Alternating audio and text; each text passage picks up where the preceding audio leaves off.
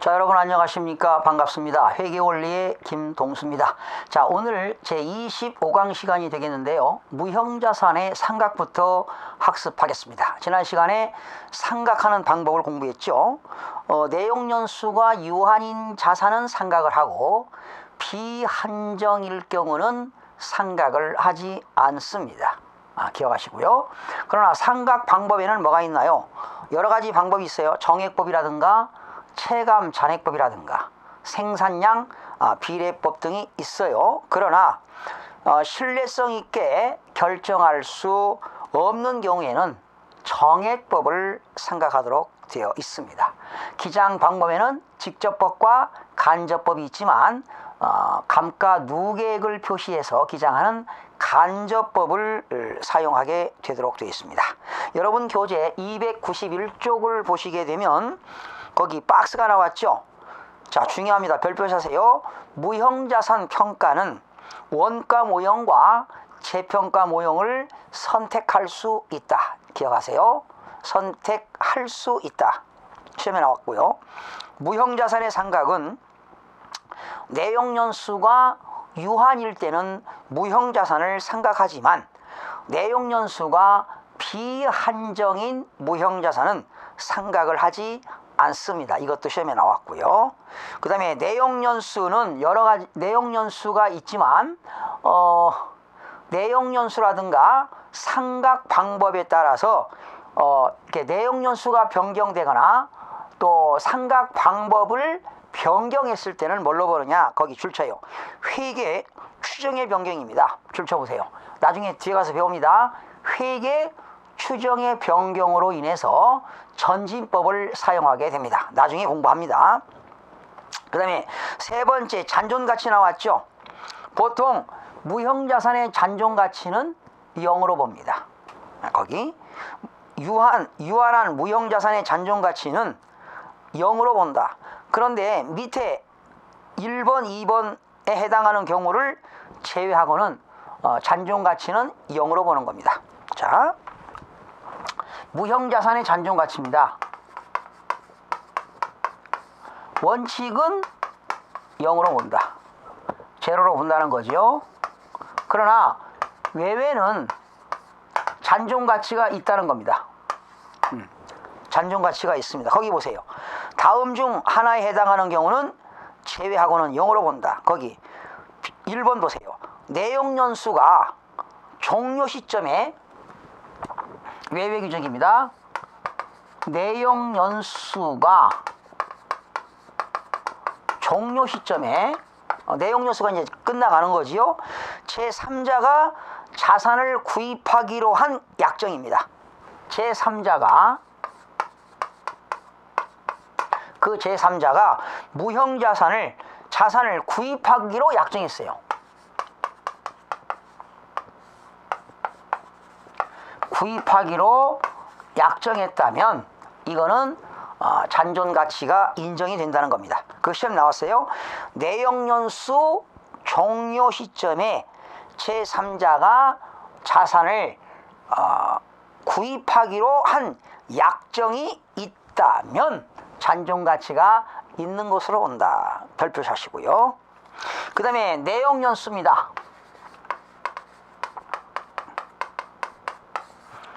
내용연수는 이것도 시험에 나왔는데 내용연수는 두 가지가 있습니다. 경제적인 요인과 법적인 요인이 있습니다. 경제적인 요인과 그리고 법적 요인이 있다.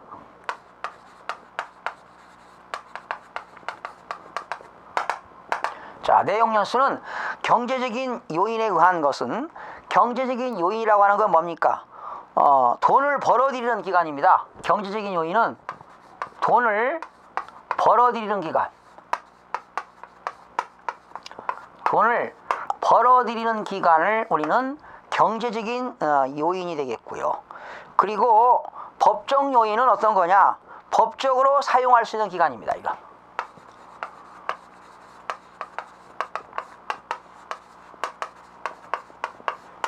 법적으로 사용할 수 있는 기간이 법적인 요인이 되겠는데요. 자, 자, 예를 들어 볼게요.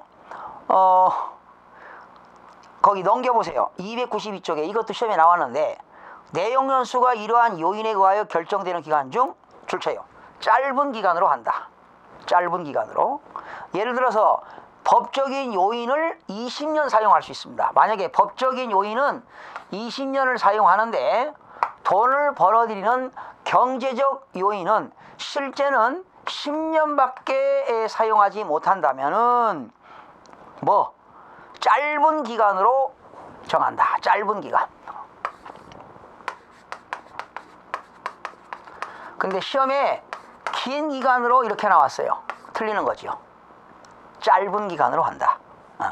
이렇게 내용연수가 경제적인 요인과 법적인 요인이 있는데 경제적 요인이라고 하는 것은 돈을 벌어들이는 기간이 되겠고 법적인 요인은 법적으로 사용할 수 있는 기간인데 둘 중에 짧은 기간을 내용연수로 한다. 이렇게 시험이 나왔습니다. 긴 기간으로 한다 그러면 틀리겠죠? 짧은 기간이 되겠습니다. 그 다음에 5번 보니까 상각 기간과 상각 방법의 검토가 되겠는데요. 만약에 상각 기간이 바뀌거나 상각 방법이 바뀌게 되면은 회계 추정의 변경으로서 전진적으로 처리한다는 것은 전진법을 택한다는 겁니다. 나중에 배웁니다. 거기 5번에 다섯째 줄 붙여요. 넷째 줄 끝에 상각 기간과 상각 방법의 변경에 따른 회계 처리입니다. 상각 기간과 상각 방법이 바뀌었다 이런 얘기죠.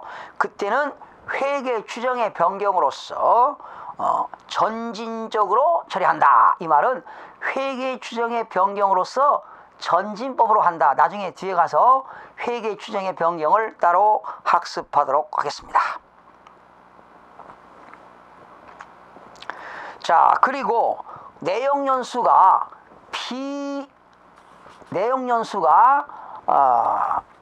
비한정이라는 게 뭡니까? 내용연수가 유한인 거는 상각을 하고 내용연수가 비한정인 경우는 상각을 하지 않는데 어떤 것들이 있느냐? 비한정인 무형자산은 상각을 안 하는데요. 비한정인 것들은 어떤 것들이 있느냐? 상표권이라든가 영업권 같은 게 있습니다. 이따가 배웁니다. 영업권,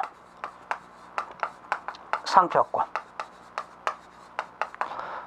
상표권이라고 하는 건 회사의 트레이드 마크를 말하는 거지요. 이따가 공부합니다. 영업권은 권리금을 말합니다. 영업상의 우월권인데 이런 것들은 내용연수가 비한정인 무형자산은 상각하지 않는다. 거기 셋째 줄 줄쳐세요.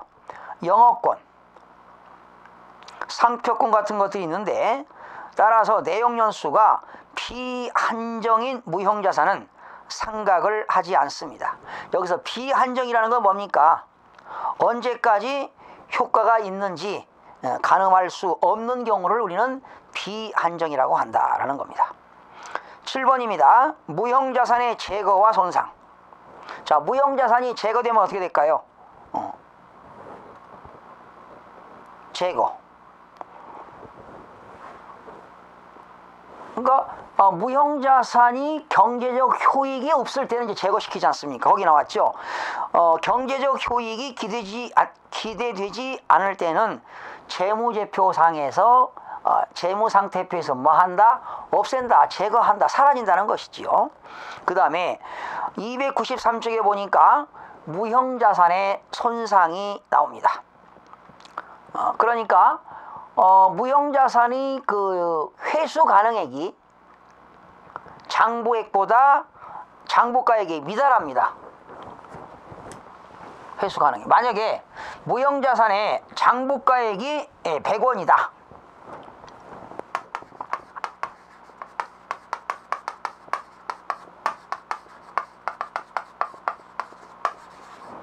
(100원인데) 회수 가능액은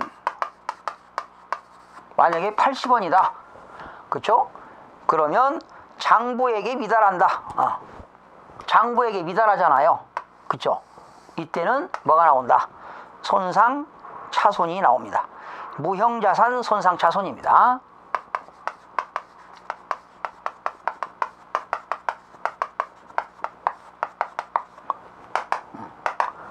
장부가액이 100원인데 무형자산의 회수 가능액은 80원이면 이것이 차액이 뭐냐? 손상 차손이 된다. 그러면 이런 손상 차손은 뭘로 처리할까요? 당연히 비용으로 되겠죠. 비용으로. 그래서 거기 박스 보니까 손상 차손 회계 처리는 어떻게 될까요? 차변에 무형자산 손상 차손.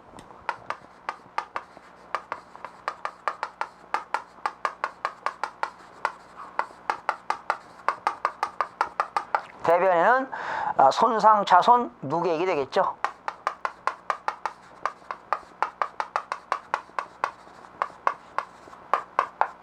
이렇게. 그리고 나중에 가격이 상승했다. 그럼 어떻게 될까요? 손상 차손 환입 회계 처리합니다. 가격이 상승했다. 장부액보다 회수 가능액이 크다.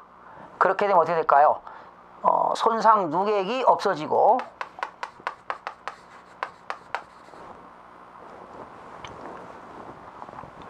손상 차손 뭐 회계 붕괴하는 건 안 나오니까 손상 차손 누계액은 소멸시키고 대변에는 뭐가 될까요?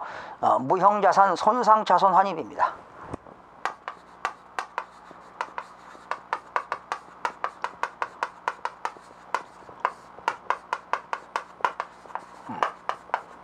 무형자산 손상 차손 환입을 시켜서 수익으로 인식한다라는 것입니다. 자, 2절로 넘어갑니다. 영업권이 되겠는데요. 여러분, 영업권은 무형의 자원입니다. 무형의 자원.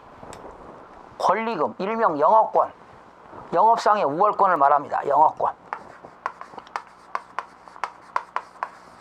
굿 읽으러는데요. 영업상의 우월권.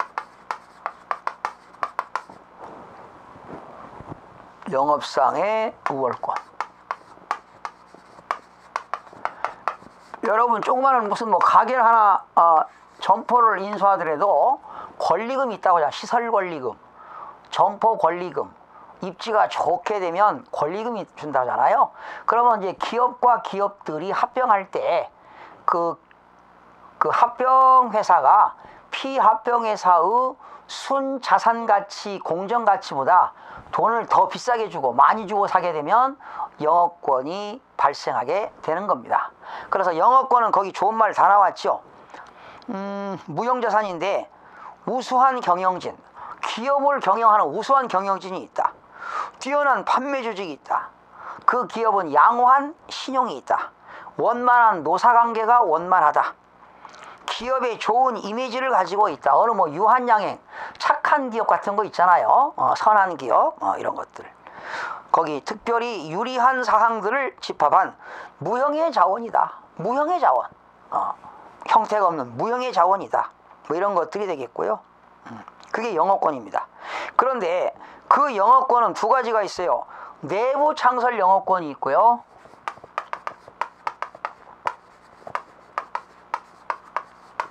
과거에는 이거 내부, 기업 내부에서 창설한 영업권, 이것을 과거에는 자가창설 영업권이라고 했는데 용어가 다 바뀌었습니다. 과거에 저희가 공부하고 또 강의할 때는 과거에는 자가창설 영업권, 또 매입 영업권이 있었는데 자가창설 영업권을 쓰지 않고 내부 창설 영업권, 내부, 기업 내부에서 발생하는 영업권인데요.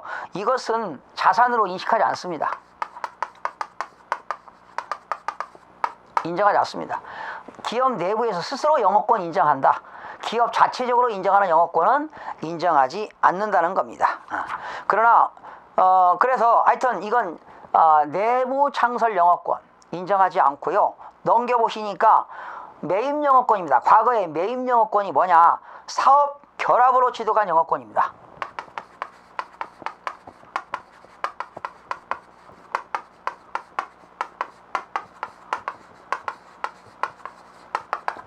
사업 결합으로 취득한 영업권. 그러니까 만약에 갑이라는 회사가요, 을이라는 회사를 합병했어요. 합쳤다는 거죠. 그러니까 돈 주고 샀다는 거예요. 뭐만 인정하느냐?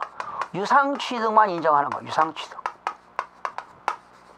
그런데 이때 B 회사의 재무 상태를 보니까 자산이 500원, 부채는 0입니다. 그러면 자본도 500원이 되겠죠. 참 좋은 회사입니다. 빚이 없으니까. 이때 이 자본 500원을 우리는 뭐라고 하느냐? 순자산이라고 하죠. 순자산. 순자산. 순자산 공정가치라고 합니다. 순자산 공정가치. 그런데 그러면 갑이라는 기업이 을을 합병하면서 얼마 주고 샀느냐? 이 기업이 잘 되니까 영업상의 5월권이 있으니까 600원을 주고 샀다는 거죠. 600원. 600원을 현금 주고 샀다. 그러면 갑 기업에서는 어떻게 할까? 회계 처리를. 자산이 들어오겠죠? 자산 500원. 현금이 600원 나간 거야. 그러면 이 을 회사의 순자산 공정가치보다 100원을 더 주고 샀어. 100원을. 이 100원이 바로 뭐냐? 영업권이라는 거야. 영업권. 영업권. 이해가 되셨어요? 순자산 공정가치보다 비싸게 주고 샀다는 거지요. 그러니까 합병 대가는 얼마입니까? 합병 대가는 600원이고, 그리고 순자산 공정가치는 500원인데 합병 대가가 600원이니까 100원을 더 주고 샀다는 거 아닙니까? 그런데 만약에 합병 대가가 이게 더 큽니다. 순자산 공정가치는 500원인데 만약에 450원 주고 샀다. 그럼 어떻게 될까요? 내가 인수한 자산은 500원인데 450원 주고 샀어요. 싸게 샀잖아요. 이 회사는 영업권이 발생하지 않습니다. 바로 싸게 산 건 과거에는 합병 차익이라는 용어를 썼는데 지금은 뭐라고 하느냐? 염가 매수 차익이라고 합니다.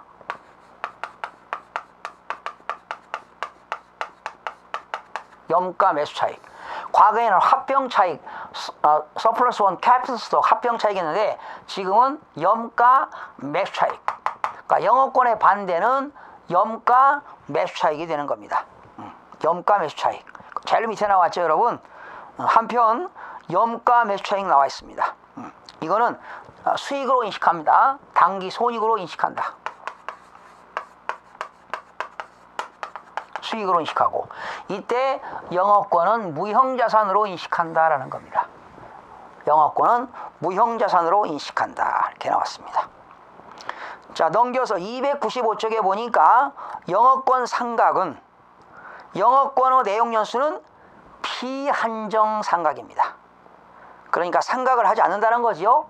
영업권은 상각을 하지 않습니다. 과거에 영업권은 오전 상각 그랬는데 영업권은 비한정으로 봐서 내용연수가 비한정이기 때문에 영업권은 상각하지 않습니다. 그리고 영업권 손상입니다. 영업권 손상. 영업권 회수 가능액이 장부액보다 미달할 때, 장부액이 만약에 100원인데 회수 가능액은 60원이라면은 뭡니까? 영업권 손상 차손이 발생하겠죠. 그렇죠? 거기 나왔죠? 둘째 줄, 영업권의 회수 가능액이 장부 금액보다 미달할 때는 손상 차손으로 해서 단기의 손익으로 처리하게 되는데, 이때 영업권은 손상 차손 환입은 처리할 수가 없습니다. 아까 무형자산 그 손상 차손 환입은 나오는데 영업권에 대해서는 손상 차손 환입을 처리할 수가 없다라는 겁니다. 그래서 거기 박스 보세요. 영업권은 내부 창설 영업권은 인정하지 않는다. 사업결합 영업권만 인정한다. 즉 유상 취득만 인정한다는 거지요. 성격은 내용연수가 비한정이므로, 유한이 아닙니다. 비한정이므로 상각하지 않는다. 그리고 영업권의 손상 차손은 비형으로 인식하는데 영업권은 환입을 하지 않습니다. 손상차손 환입은 없다. 영업권은 손상차손 환입은 없습니다. 자, 이렇게 해서 오늘 무형자산 끝냈고요. 출제 문제를 한번 풀어보도록 하겠습니다. 여러분 페이지 300페이지가 페이지 300쪽입니다. 300쪽 문제 2번. 문제 2번 무형자산 설명으로 옳은 것. 무형자산 설명입니다. 13회에 출제됐네요. 옳은 것. 내부적으로 창출된 영업권. 이게 바로 뭡니까? 내부 창설 영업권은 자산으로 인식할 수 있다? 틀렸죠. 내부 창설 영업권은 자산으로 인식하지 않습니다. 내부 창설 영업권은 자산으로 인식할 수 없습니다. 틀렸고요. 무형자산은 당해 자산의 법률적 취득 시점부터 합리적 기간 동안 생각한다. 왜 틀렸어요? 무형자산의 자산의 상각은 언제입니까? 사용 가능한 시점부터지요. 그죠? 기억나죠? 아까 지난 시간 공부했어요. 사용 가능한 시점부터 합리적인 기간 동안 생각한다. 그죠? 법률적 취득 시점이 아니라 사용 가능한 시점부터 합리적인 기간 동안 생각한다. 틀렸고요. 3번 물리적 형체가 없다는 점에서 유형자산과 다르며 손상자손 대상은 아니다. 앞의 문장은 맞아요. 물리적인 형태가 없어요. 있는 건 유형이지만 형태가 없는 건 무형인데, 여러분 무형자산은 손상자손이 발생하지요. 근데 손상자손 대상이 아니다가 아니라 손상자손 대상이 된다. 무형자산 손상도 있고 영업권 손상차손이 있습니다. 네 번째, 무형자산은 정액법 또는 생산량 비례법으로만 생각해야 한다. 틀렸죠. 합리적인 방법을 선택할 수 없을 때만 정액법이죠. 그렇죠. 원래는 정액법 또 뭐 생산량 비례법 등이 있는데 여러 가지 방법이 있지만 신뢰성을 못 줬을 때는 정액법에 의한다 나와 있습니다. 그렇죠. 여러분 291쪽 보세요. 거기 291쪽에 상각 제일 위에 상각 방법에는 정액법, 체감 잔액법, 생산량 비례법이 있어요. 그러나 신뢰성 있게 결정할 수 없을 때, 신뢰성 있게 결정할 수 없을 때는 정액법으로 한다 그랬죠. 4번도 틀렸고요. 5번입니다. 최초의 비용으로 인식한 무형 항목에 대한 지출. 최초의 비용으로 인식한 무형 항목에 대한 지출은 그 이후에 무형자산 원가로 인식할 수가 없습니다. 왜? 최초에 뭘로 처리했으니까, 비용으로 처리했으니까 나중에 자산으로 인식할 수가 없다는 내용입니다. 자, 문제 3번입니다. 16회 때네. 문제 3번. 옳지 않은 것. 내용연수가 비한정인 무형자산은 생각하지 않지요. 유한일 때만 생각하지 비한정인 무형자산, 특히 영업권 같은 거, 상표권은 생각하지 않습니다. 맞아요. 무형자산은 미래의 경제적 효익이 기업에 유입될 가능성이 높고 원가를 신뢰성 있게 측정 가능할 때만 인식한다. 이것이 바로 무형자산의 인식 기준이 되겠죠. 맞습니다.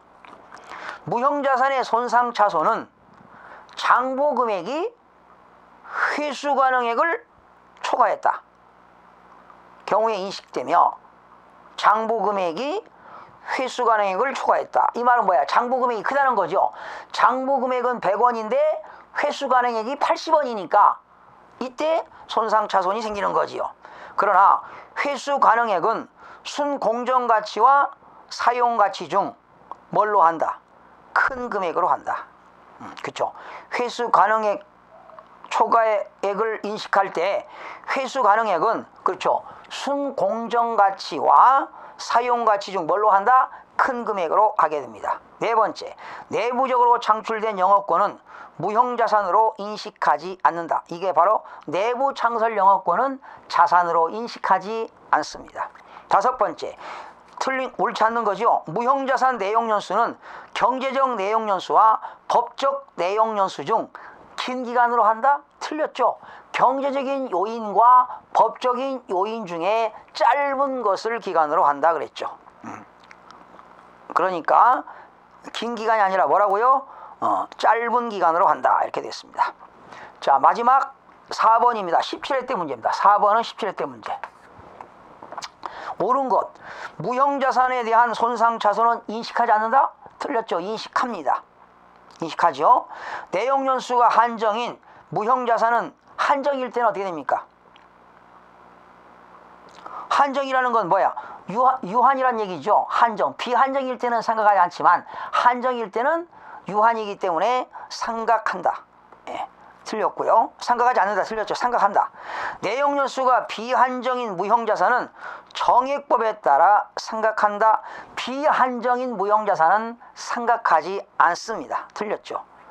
무형자산은 유형자산과 달리 재평가 모형을 선택할 수 없으며 원가 모형을 적용한다. 틀렸죠? 원가 모형과 재평가 모형을 선택할 수가 있습니다. 5번, 무형자산의 잔존가치는 0인데 0이 아닌 경우도 있지요. 0이 아닌 경우는 어떻게 됩니까?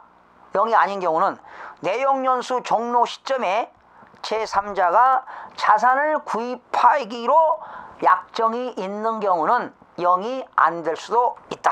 자, 이렇게 해서 이론 문제를 출제 문제를 풀어봤는데요. 내용을 모르고는 답을 맞출 수가 없습니다. 자, 이렇게 해서 오늘 무형자산 끝나고요. 다음 시간에는 투자 부동산으로 넘어가도록 투자 부동산하고 부채로 넘어가도록 하겠습니다. 여러분 다음 시간에 뵙겠습니다.